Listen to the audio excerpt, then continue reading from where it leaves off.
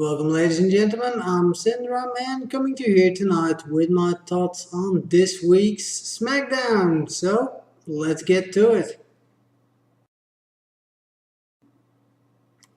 Right, and we're starting this week's Smackdown with my all-time favorite, Chris Jericho, in the ring for another episode of the highlight reel. Now, usually, not much of a fan of these talk show segments, but this one was actually pretty well done. Chris Jericho treated Ryback like a real threat, and which is something that John Cena, you know, up until this point hasn't really done yet. He's made fun of Ryback a little bit, and it's not really all that great for the reputation for what is supposed to be a monster heel. So this was a pretty good segment with Chris Jericho really selling Ryback. Ryback himself, while he didn't say all that much, what he did say was was proper enough and all sounded like he meant business.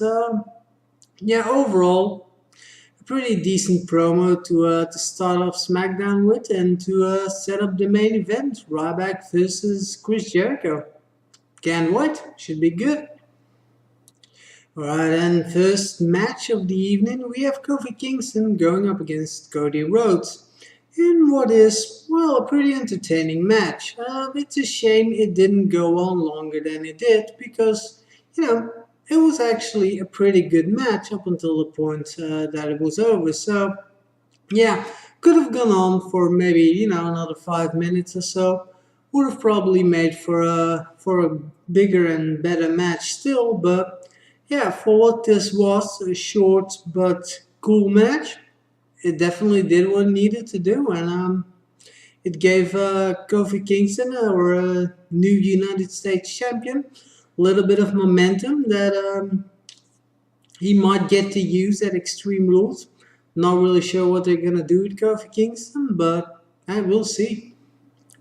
Next up, we have Swagger going up against Big E Langston, or, well, we were supposed to, but match never really gets started and pretty quickly turns out into an all-out brawl between our three contenders for a World Heavyweight Championship. And, well, I gotta say that, the all-out brawl was executed pretty properly and, had a couple of cool shots in it. I don't feel it was really all that necessary anymore. This match for me, the triple threat, was already very well established. So sadly enough, the only thing that really came out of this segment was a real life injury to Dolph Ziggler. Yeah, that's right. Poor guy suffered a pretty serious concussion from what I've heard. And yeah, a concussion isn't something you just shake off.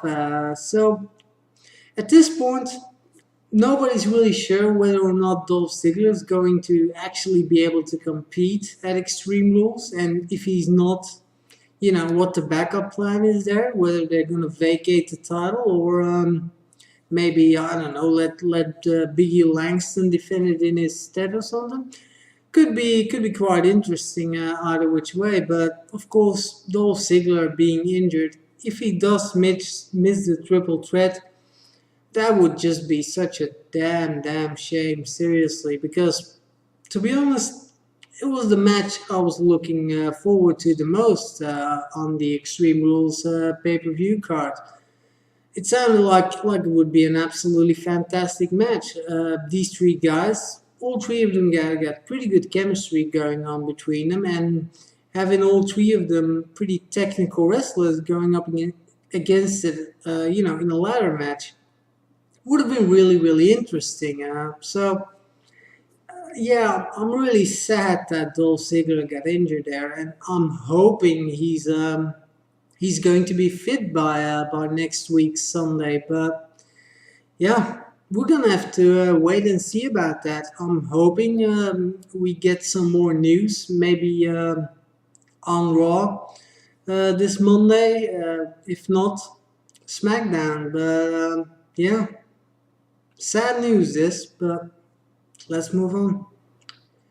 Alright, and next match. We had Daniel Bryan going up against Dean Ambrose. And yeah, I gotta admit, the very second I heard they were going to have this match, yeah, I got all warm and fuzzy inside because I knew it was gonna be spectacular. And boy, was I not disappointed.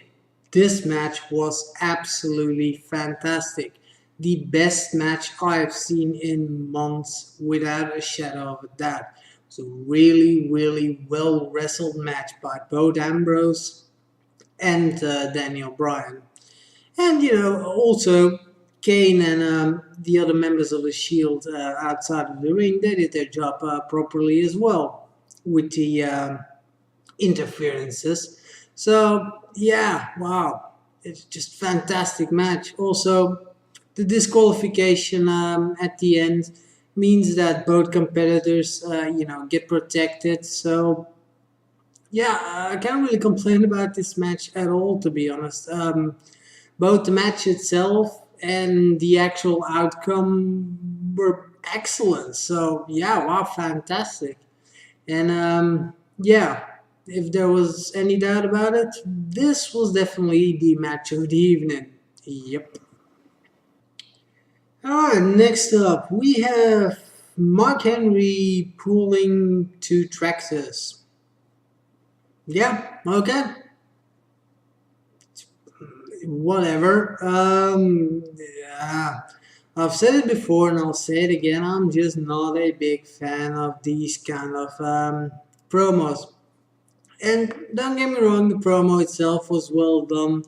The primetime players being there, for example, to cheer Mark Henry on was a nice little touch. Just overall, the pacing of the entire promo was really good. So it was a good promo, but there's just really no point to it. Mark Henry doesn't need these kind of promos to prove that he's a strong, tough guy. I mean, let's face it. His nickname is the world's strongest man, so I don't really see why he needs these kind of promos to establish that even more. I mean, I'm pretty sure everybody's convinced by now that he's indeed quite a strong guy. So I don't really see the point in this, and definitely not considering that pretty much every feud Mark Henry has been in since he returned has always been like this. I mean, every single time he's been cutting these kind of promos, and yeah, I just don't see the point to it. They should, probably have gone in a different direction this time, but well, we got what we got, and well, like I said, it was a decent enough promo, but a little bit pointless. Right, so then we get to the Big Show going up against Tenzai. Yes, Tenzai, I refuse to call him Sweetie. It's just an abomination. Tenzai. And yeah, what can I say about this match? It was, 1 minute long. Tenzai got a little bit of offense in and Big Show knocked him out. Why? I mean, no point to this match. Yeah, Randy Orton came out and RKO'd the Big Show to further their feud, but I didn't care about the feud before this. I don't care about it right now, and I'm pretty sure I'm not gonna care about it next Sunday. So, yeah, whatever, And above that, why do they keep, adding these kind of matches? Seriously, we've had an absolutely excellent SmackDown up until now. I mean, really impressive one. We've had the best match, we've had in months. A couple of really interesting promos, some other decent matches. So, why screw that up with just having this ridiculous squash match in there that doesn't really do anything at all? Yeah. I'll never understand the creative team, to be honest. But, yeah, well, it was what it was. a wordless segment. Moving on.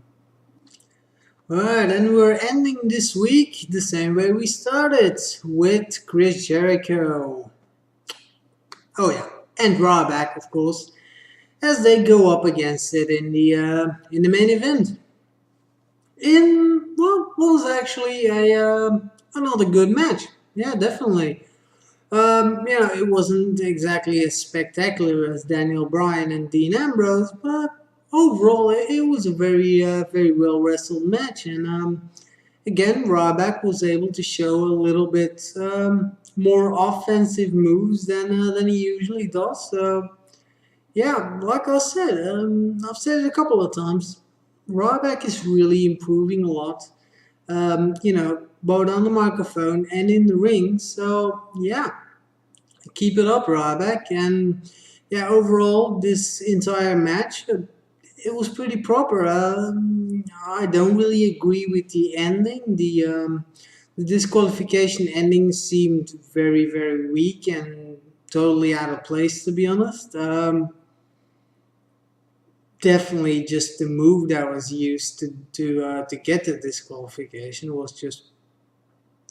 I mean, I've seen stuff like that done in normal matches like 1,000 times, and nobody's ever gotten disqualified for it. And now all of a sudden the ref's calling for the bell. So yeah, like I said, it was a little bit out of place, but yeah, overall Chris Jericho was definitely able to pull another great match out of Ryback, much like Daniel Bryan did last week. And hopefully, John Cena will be able to next week at Extreme Rules.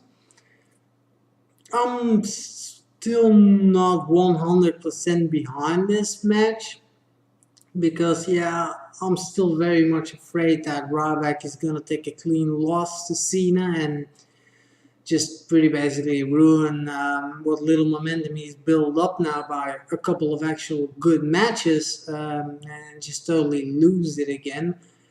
But yeah, I gotta admit, with Ryback improving as he is, yeah, I'm looking forward to what he can do at the pay per view now. Yeah, should be a good match, and hopefully we're gonna get a Ryback victory and maybe get something interesting out of it. Seeing him going at it in different kind of feuds, I can think of a couple of opponents that would be pretty interesting for a guy like Ryback to go at it with. And there's apparently definitely a lot of people that can get good matches out of him. So unlike what I hear a lot of other people saying, that Ryback is a big botch machine and that all of his matches are boring as hell. Well, you know, to each their own. It's your opinion, and by all means, I respect your opinion, but I disagree. Ryback has had a couple of really good matches now, and yeah, let's keep it up. So yes, overall, we've had a very good SmackDown this week. The most spectacular SmackDown in history? Yeah, probably not, but well, it was definitely very good. We have a couple of really good matches, some good segments, some good promos. Yeah, it had everything it needed to be an extremely entertaining show, and the only real downsides for me at least were the Big Show match and possibly the Mark Henry promo. But like I said, that one was actually still a pretty good promo, but just not all that useful.